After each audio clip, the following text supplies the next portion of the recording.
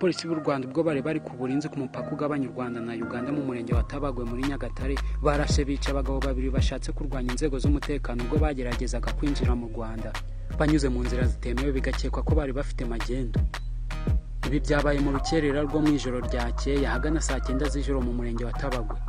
Itangazo ryasohowe na polisi y'u Rwanda rivuga ko abapolisi bari ku burinzi babonye abantu bari kwinjira ku butaka bw'u Rwanda bagerageje kubahagarika barabarwanya. Itangazo rigira riti abapolisi bari gucunga umutekano babonye itsinda ry'abantu bakekwaho kuba batwaye magendu bagerageza kwinjira mu Rwanda banyuze ahantu hatemewe ku mupaka ugabanya u Rwanda na Uganda. Abo bantu bakoresheje urugomo barwanya abapolisi. Mu kwirwanaho abapolisi barashe abantu babiri bahita bapfa naho umwe ahita atoroka.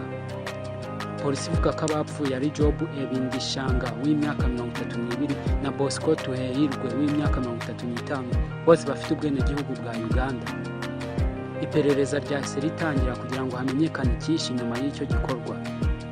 Umuvugizi wa polisi y'u Rwanda CP John Bosco Kabera yasabye abaturage baturiye umupaka kujya bakoresha inzira zemewe n'amategeko kandi bakirinda urugomo.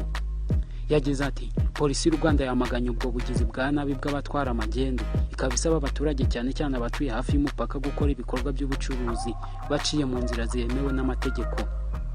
Si ubwa mbere inzego z'umutekano zirasa abantu bakekwaho kwambukana magendu bashaka kwinjiza mu karere ka Nyagatare nyuma yo gushaka kuzirwanya, kuko no muri Gicurasi hari abandi babiri barimo umunyarwanda n'umugande barasuye mu murenge wa Tabagwe bashaka kurwanya abashinzwe umutekano ubwo babahagarikaga batwaye magendu.